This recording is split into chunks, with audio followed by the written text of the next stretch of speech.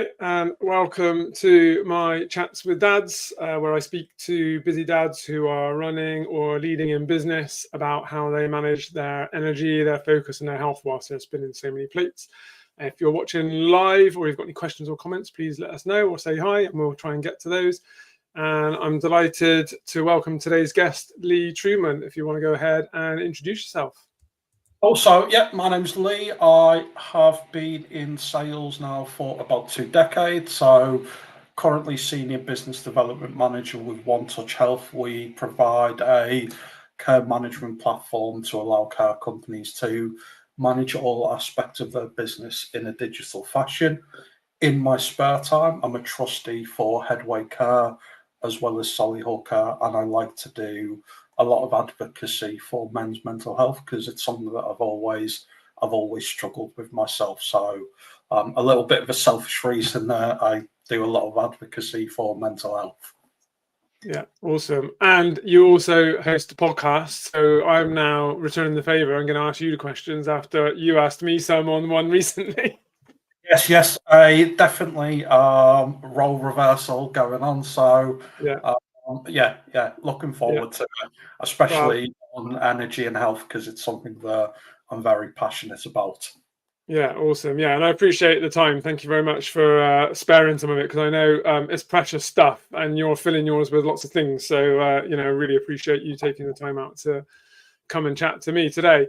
These are all about, the sort of things that I work with dads on is looking after their health, looking after their energy levels, maybe sort of overcoming obstacles with health. So I guess a good place to start really is to sort of ask you if there's anything that you've had to sort of deliberately work on over the last few years whilst you're, building your career, getting involved in so many things, supporting others, and obviously raising, your children. Is there anything you've had to deliberately work on and overcome? Yeah, lots. I mean, it depends how, because that a few years' time could go. It depends how far we want to go back. So I did have a cancer battle like 20 odd years ago. So that's obviously more than a few years ago before I had kids. That's when I was 20 years old. So again, that. But most recently, it's been just dealing with all the different plates that were spinning, plates or balls that were juggling, and just trying to avoid that burnout.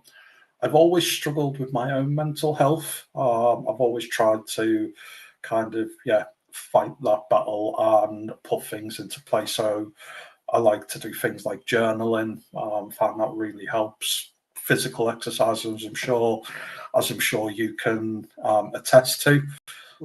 But just trying to work on my own mental health and trying to avoid burnout, which I've been down the burnout path twice. So one led to what's called perpetual burnout, and the second time I recognised some of the signs and I managed to readjust the slide and actually book some time off when I felt myself going down that. So lived experience of things. Managing your own energies is vital because no one knows ourselves better than ourselves, really. No, that's fascinating. And, obviously you've learned from that experience as well, so that when you sort of spotted the signs, you could do something about it. Burnout, obviously, a lot of people are talking about it as well at the moment. And I think it's good and positive to talk about, what that is and how to kind of try and address it. And I guess everyone feels it slightly differently. But when you were kind of going through that for the first time, what did you sort of notice about how that was affecting you? Was it sort of affecting, obviously your mental health and the way your attitude towards things, but was it affecting your sort of physical health as well? Did you have sort of physical symptoms along with it? Yeah, so I ended up the first time, and that would have been just before COVID. So I can't even blame COVID for it. So there was the back end of 2019, and then after that happened, COVID happened, which is a different story. Yeah. But I ended up with a stomach ulcer as well, because stomach problems are quite prevalent with burnout. What did I notice? I didn't notice anything because I hadn't been down that path. I just thought I was just getting a little bit tired and I'll just keep pushing through. I was just going to keep pushing through. And you know what we're like, I don't feel right. I'll just keep pushing through it. And I didn't notice the exhaustion which was 10 times worse than normal tiredness, because I mean, I live on the road a lot of the time. Like I know that you have in the past. I'm not sure if you're still on the road to that degree, but sometimes I'd go to a car show, I'd be there for 3 days. The last day was Thursday, so you leave the NEC at 6 o'clock. You've then got to get out of the NEC, which is the biggest pain, onto the M6. And then so you leave on Tuesday at like lunchtime, and you get back home at probably about 10, 11 p.m. On the Friday. And while you're there, you're having a few drinks, having food, and while that all sounds good, it's also you're not having any rest. So you do 9 to 5 at the car show, speaking to everyone, being warm, being inviting, trying to get kind of all those conversations going. As soon as that finishes, and these buildings are absolutely boiling, you're on your feet all day. Instead of going back to the hotel, doing a few emails and going to bed, you end up then going out with everyone just because it's a social thing. And then you go to bed, you get up, you do that second day of the show. So by the time you get back, so I've been tired before because I live on the road, but it's that kind of like, it's like a super exhaustion. It's just, you can't really get out of bed. In terms of some of the other kind of mental challenges, so things like cynicism, I didn't really pick up on it. I just thought it was like everything that was going on. Loss of motivation. Well, I'm tired all night, that's all it is. It's just tiredness goes with lack of motivation. They go hand in hand. And all the other stuff, lack of enjoyment, things like that. I just thought that was just because I was really tired. So I just head down, or like head down and just continue to push forward. And then it comes to the point where I just couldn't get out of bed. And one thing that I always remember, and I always go back to, is I remember Ben, and he would have been probably about 5 or 6 back then, just jumping on the bed trying to get me to move, and then just, why is Daddy not moving? But it was almost like I kind of was inside my own self, just looking out through my eyes and just seeing this whole world going on around me that I just couldn't move myself. And I do think I'm lucky to have survived that, because I think sometimes when you go down burnout path to that extent, sometimes your brain just doesn't recover, it just stays fried. We know that the fight or flight mechanism, we know that releases chemicals into our brains, and the brain is like any other organ in your body or any other bone or part of your body.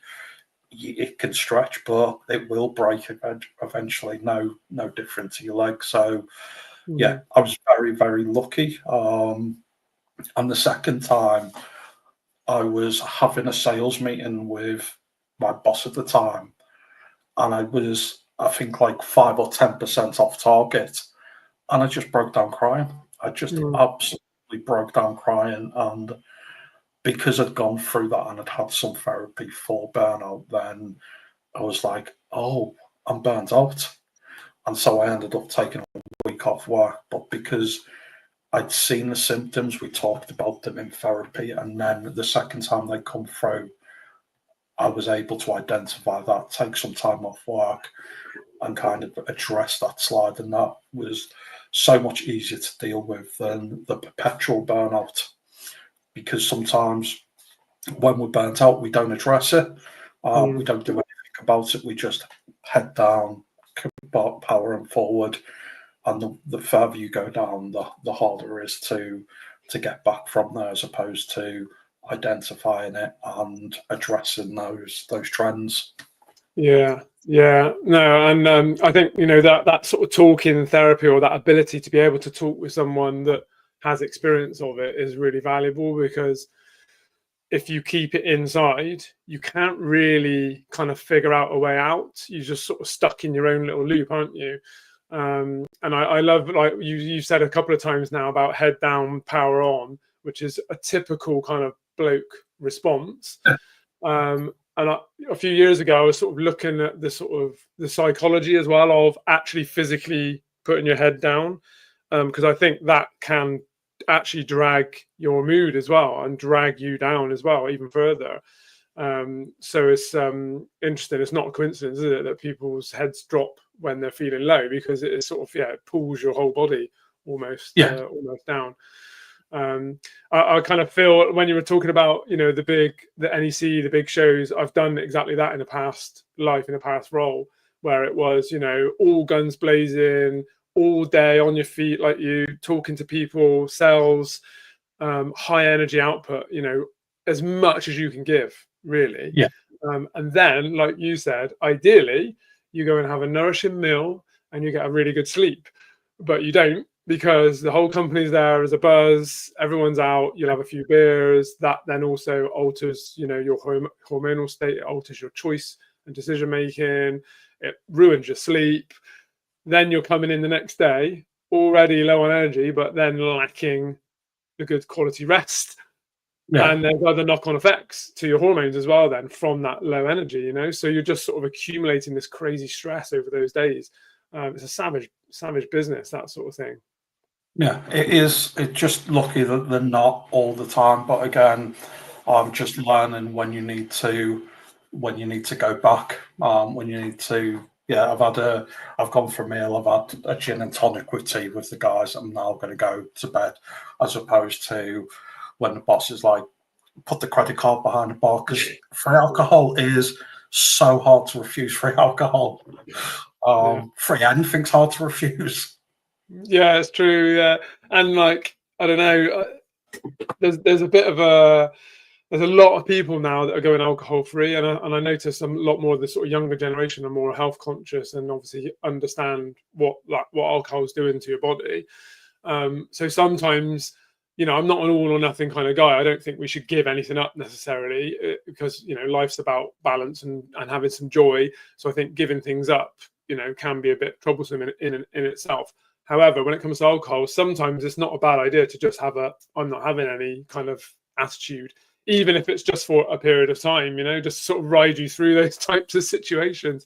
Because you're right, if someone puts that car behind the bar and everyone's excited, everybody sort of comes along for the ride, and you're sort of swept up. Yeah, and it doesn't help it's an Irish company, because we all like a drink. But yeah, I think having a tolerance break, when you've had a week or so of heavy drinking, and then just kind of getting that out of your system. One thing I always heard recently about alcohol is when you drink, you decide how much of tomorrow you're going to borrow. So if you have 2 or 3 drinks, you'll wake up a little bit late, a little bit groggy, but nothing that's going to ruin your day. You go 4, 5, 6, 7, 8, 9 drinks, then obviously you don't get up till lunchtime, 1 o'clock. And I say get up because it's not really getting up, is it? It's dragging yourself out of bed, and you're not doing anything that day. You're hungover, you don't feel good. Basically, the whole day is ruined. It's written off, and you've stolen by having those drinks the night before. So that always kind of like makes me think about how much I'm going to drink now. That concept of Sunday, it's tomorrow, Sunday. I've got 2 days, the weekend, Saturday and Sunday. If you go out all night drinking, then your Sunday's writ off as well, and it's back to work. Yeah, well, and invariably it will affect the Monday as well, and then potentially the start of your week, and you end up with a bit of a write-off for a week. So you're right. I saw an interesting quote from Jimmy Carr, of all people, who is an interesting chap when you listen to him talking on podcasts. And he said something similar. He was saying about alcohol, you're basically borrowing happiness from the following day, which was quite interesting as well, because hangovers aren't a pleasant experience, are they? So you're definitely unhappy when you're in one. So I kind of, very similar analogy towards that. Yeah. I do agree. Jimmy Carr is, I've listened to him on a few different podcasts, and he does surprise you at how insightful he is. Yeah, really. I mean, I enjoy his comedy anyway, because I'm down with the dark comedy. But yeah, I've listened to a few of his podcasts, and yeah, you're right. He's very, very insightful, quite a wise chap, and actually really studied his craft as well. So he actually knows a lot about the history of comedy as well, which is a bit of a thing to geek out to. So yeah, I enjoyed that one particularly. I thought that was pretty wise words from him. So what I like to kind of do, obviously, with my guests is sort of talk about things that I would talk about with my typical clients. So I like to work on 4 sort of pillars that I use. So they are nutrition, movement, which includes exercise, sleep and rest and recovery, which we've obviously touched on a little bit there, and then sort of mindset. And when I talk about mindset, I'm talking about kind of your attitude towards your health and the way you think about things and your organization around that kind of thing. So if we kind of, I don't know, if we look at nutrition, do you think when you were in that period of kind of trying to address the burnout, was nutrition affected? Do you think, if you look and reflect back on that now, do you think things got worse because of the state you were in? I think so. I mean, and I think when you're burnt out already, and then you're on the road all the time, then there is no good nutrition. Because if you come back in after not eating all day, you're like, oh, I can't really be bothered making anything. I can't. Yeah. So you either pick up something super processed that you can whack either. Well, there wasn't air fryers back then, but whack in the oven very quickly, or you pick up takeaway, which is inherently bad. And again, nothing's bad in moderation. But when it's all the time and there's no real nutritional value, I think it really harms you as well.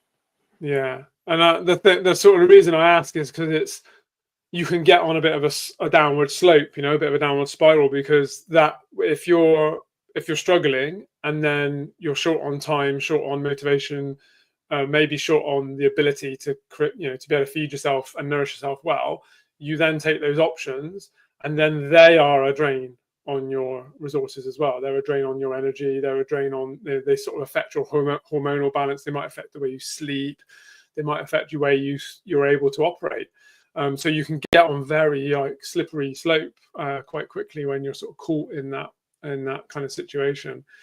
So yeah, it's do you think when you did some sort of some therapy and a lot of talking around that, when you were coming out of the other side of that and sort of recovering, was nutrition something you looked at and managed to be able to improve at all? Yes. So normally nutrition is, I enjoy cooking. I'm very much have a limited menu, but what I make quite often, so I enjoy it. So yes, I think when I come out of burnout, nutrition was definitely improved. I think that definitely helped the recovery process, because instead of having sugars and MSGs and salts and all rubbish there, we love it because it's rubbish, and that's why we love it, because it's got no nutritional value. It was home cooked meal, lots of vegetables, lots of kind of food cooked the right way. That really helped with the recovery. Yeah. I mean, and it's no coincidence, if you think about food in terms of all of our energy that we gain as an animal is just through the food that we eat. So we are literally fueling ourselves. And so if, like you alluded to earlier, it's about that consistency really of the approach. So if you're consistently feeding yourself poor nutrition, then your output's going to be poor. Whereas if you can turn it around, and more often than not, you're feeding yourself good quality nutrition, then your output's going to improve.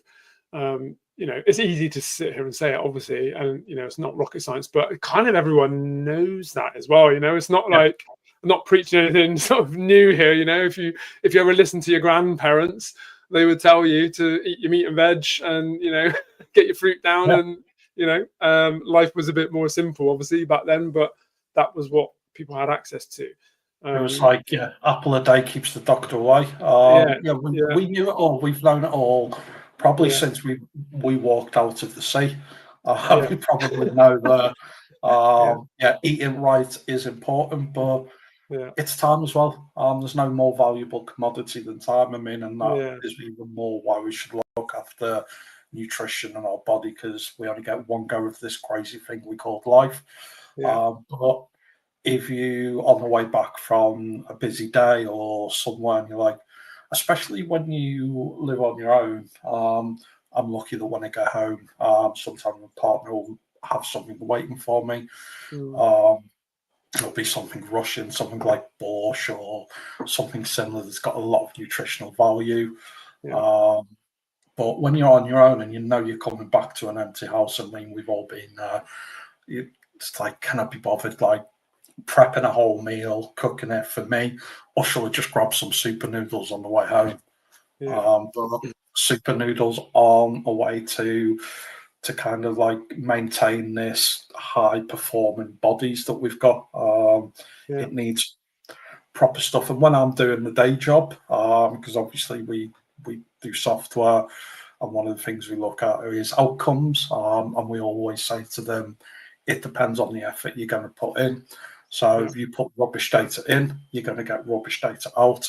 If you put rubbish food in, you're going to get rubbish energy levels. It's Yeah. not rocket science, but yeah, No. it's not always that easy to identify.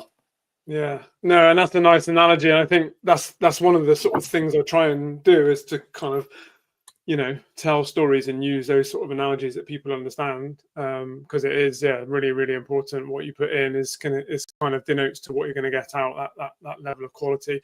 I think one of the big problems that we face really is that our food environment is quite challenging.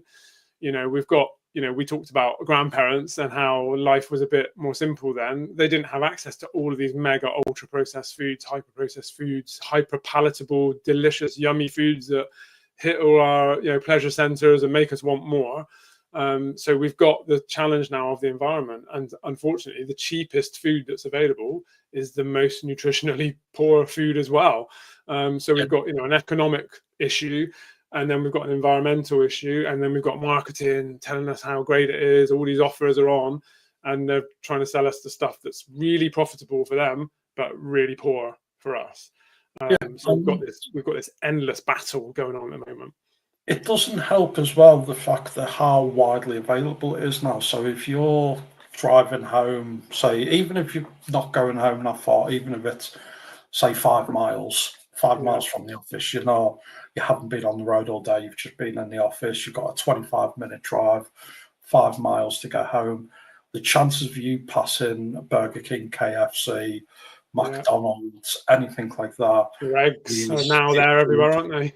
yeah. And if you carry on going a little bit more, if that journey kind of gets longer, then you'll pass those golden arches all the time on the motorway. And this thing in our head is not, it's not stupid. It knows that McDonald's is nice.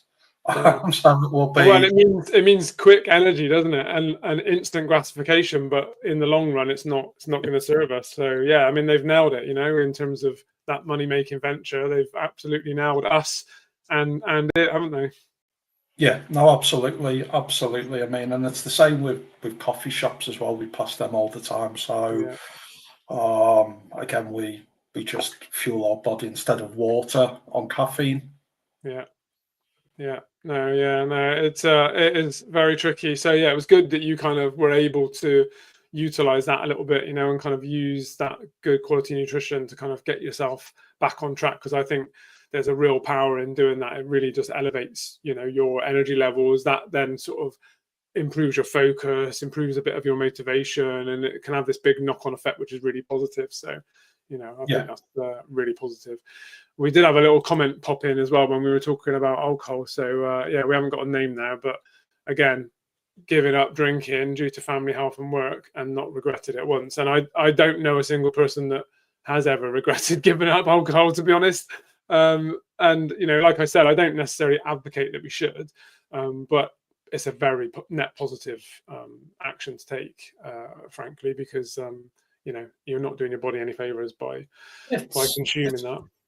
Yeah, especially in today's day and age. I mean, I remember if you were to give up drinking alcohol in the 90s or the 80s, there was no non-alcoholic beer. There was a few probably, the options in the 90s were very limited. In the 80s, I'm not even sure if there was any non-alcoholic beer. Yeah. But now you can get non-alcoholic beer, you can get non-alcoholic gin, non-alcoholic Prosecco. So you can still kind of like be in those social situations if you like spending time with people, if you're an extrovert or you just like to be out there with people. Yeah, there's lots of options there. The options for not drinking alcohol used to be Coca-Cola, and that was it. Now, and not only that, there's some great. I sometimes, because I'm on the road a lot, I'll drink the mocktails. So nice. Some of them really healthy as well. Really kind of fresh fruits, and yeah, they taste amazing. And you can still, be out with your friends. Yeah, no, you're right. It's a really nice option now, isn't it? I've tried a few, and some of the zero alcohol beers are actually pretty nice. So yeah, you sort of almost, you don't even realize you're part of the party, and you don't, you don't even realize, and you're not signaling to anybody either that you're necessarily, there's no stigma attached to it anyway, really. But you're not signaling to anyone that you're not partaking. You're there in the mix, aren't you? So yeah, really positive that is. Yeah. Yeah, cool. So I kind of wanted to ask as well then around, we talk about movement as one of my pillars. So is that something you're conscious of, and that you sort of, because obviously I think you're on the road quite a lot still now, aren't you? So do you try and incorporate some sort of movement or activity or exercise or anything into your routine nowadays? Yes, so first thing I do when I finish work, whether I'm on the road or not, luckily, sometimes it's easier than others. So I had an event that was in the Cotswolds at the water park. So being able to finish the event and then go for a half-hour walk was amazing, because the Cotswolds is beautiful. Yeah. Sometimes at home, when you're, right, I'm just going to walk around the local place. It doesn't matter how beautiful it is, because we've got Yeovil Country Park, which is really, really nice, lots of nature. It still gets boring after a while, after you've done it for the 50th time. Yeah, it's a bit more difficult, but what I've requested at the minute is one of these new electrical standing desks where you can either sit down if you've got long, but if you kind of can stand up and work as well. I think that's one of the inventions that I really like, these standing desks. I think, just because we're in these chairs all the time.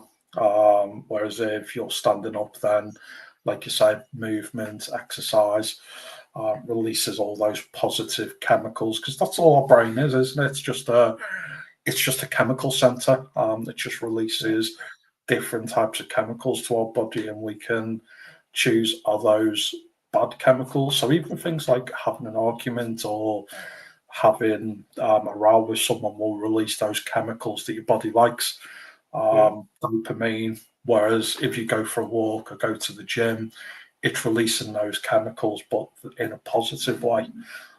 So there's definitely movement. I think movement, physical activity is just so important.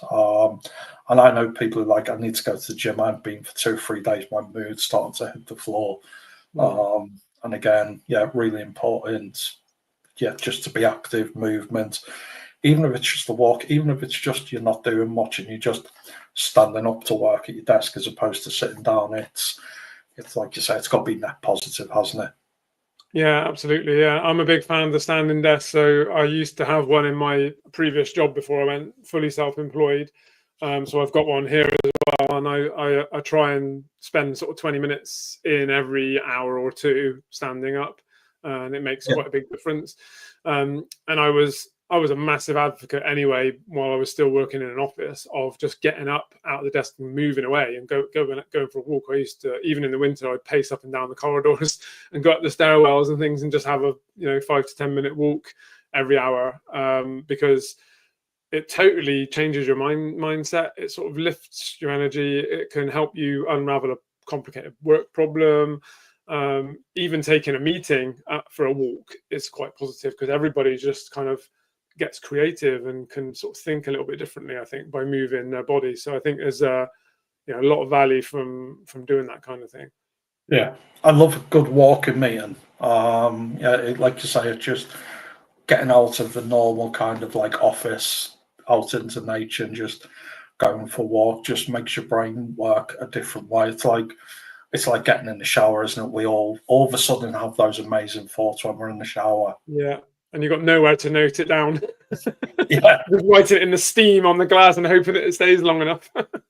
yeah, always the way, always the way. Yeah, no, it's true. And yeah, so that walk is really important. And even if it's, just little snacks almost of exercise. So just a quick 10 minutes, couple of times, 3 times a day, if you can't get a long walk in, is fantastic. And I'm a big advocate for men to do some resistance training of some kind as well, just lift something heavy now and again. Because I think, again, our body responds really positively to that because of the way that we're sort of physically built. And you sort of alluded to it a little bit earlier about our brains like a control center for all these signals and all these chemicals. Our body is in a state of balance from all of the hormones that are raging around and controlling us, and they can affect us and our attitude and the way we speak to people and the way we interact with the world, but also we can affect our hormones as well by how we input into our body. So exercise, lifting, walking, getting good sleep, eating well, all of these things are creating a positive homeostasis, a positive balance. Whereas if you look at stress, adrenaline, all these negative ones, which we need, the body needs them at certain stages of the day. But if you're in a constant state of stress and strain, it really brings you down. And that's partly what that whole burnout piece is. It's like chronic stress is kind of leads to burnout. So I think, if we sort of sprinkle in those little moments of even just getting up away from the screen and going out and looking out the window for 30 seconds is positive, because it's helping your sort of body and your mind and your eyes and your brain sort of reset a little bit. So I think it's a really important message to kind of get out, is to, utilize that short bit of time and go and do something positive for yourself. And I think companies should do it, should encourage it as well, because ultimately it's positive for the business as well to have people that are in a better mental state of clarity and focus. No, 100%. And I think it's always good when you see a rise on companies doing things like cycle to work schemes, because, if you're sitting in a car for half an hour, or if you kind of cycle in on your commute, then you're going to start the day in a much more brighter, positive mindset. Yeah, definitely. Yeah, I remember in my last job, we moved close by, so I had an 11-minute walk commute every day. And it was wonderful. I could rely on it. There was never any traffic problems, and whatever the weather, I would just go and do it, because so I would arrive at work, everyone in the office is moaning about the traffic and the roadworks and this and that, and I just got there in the same sort of state every day, ready to go, basically. So I think, again, we were lucky, I guess, but we sort of engineered that for ourselves so that we had that benefit right at the start of the day. It made a big difference for us. Cool. So before we wrap up, I like to ask the guests that I get on, have you got any kind of daily or weekly non-negotiables that sort of protect your health and your energy levels through the week that you adhere to? Yes, so always make sure that from 7 p.m. onwards, because sometimes my work can bleed and it can carry on working all night. With being ADHD, I do hyperfocus as well. So when I'm working on a procurement project or something that's exciting me, I have been known before to look out the window and go, "It's black outside. What time is it?" and realise it's like 10 o'clock. So I've got a timer on my alarm, 7 p.m. I won't work past 7 p.m. So unless it needs to be a very, very good reason. Yeah. One thing I tried to start doing after my first burnout was saying no. Now, through a few things, I've picked up the fact I'm a bit of a people pleaser, which a lot of people, ADHD people pleaser, kind of like almost goes hand in hand. And that can obviously lead to burnout being a lot easier. But so it just kind of yeah, make sure that I'm setting that boundary. And yeah, there's just making sure the boundaries are set. I think that's the most important part of protecting your energy. We're all spinning a lot of plates or juggling a lot of balls, but whether we're talking about plates or juggling balls, let's just remember that some of these balls are made of glass and some of them are made of plastic. So the kids, they're made of glass. We can't drop that ball. It's absolutely non-negotiable. Tidying up the kitchen, it's a plastic ball. It will bounce. We can drop that ball and we can pick that back up. And again, it's just, I think, identifying whatever analogy you want to use, whether it's spinning plates or juggling balls, identifying the glass from the plastic. So what can we drop without it kind of impacting on us? And again, we've only got so many hours in the day, so just make sure that we are aware of the stuff that we have to do and the stuff that we can leave to another day. Yeah. Yeah, no, I like that. It's really sensible, and yeah, absolutely bang on. So, clearly you've done a lot of kind of work on that self-care, self-preservation, learned from the past, and got yourself in a pretty good place, I think. Yes, but it does slip, even up until recently, and that's why we need to work so hard on those boundaries and that mental conditioning and things like that, because even up until recently it slipped. And yeah, when we're dealing with so many things, then yeah, just make sure that we're on top of it. And yeah, if things do slip, then it's not a linear journey. Things can come up and down, but just one bad day doesn't need to make a bad year. Address that slide early and then get back onto the hockey stick, as we like to call it. Yeah, no, that's really good. And that's kind of that fourth pillar of mine with that mindset, is that attitude, is that having a way of checking in with yourself, having those reminders that you're going to have downs as well as ups, and that it's okay, and that you're going to come out on the other side of those, and having that sort of positive, those positive affirmations that kind of get you back on the horse, as it were. So I think that's really nice way to round off our conversation. So I'm conscious of time. We've gone flying through 37 minutes, 38 minutes now, which has been awesome. So if people want to kind of reach out, get in touch, find out more about what you're doing, what's the best way to reach you? What's going on at the moment? Anything you want to sort of shout about? Yes, so obviously LinkedIn. I play on LinkedIn quite a lot, so always very active on there. So drop me a message, connect. I love to connect to as many different people as I can.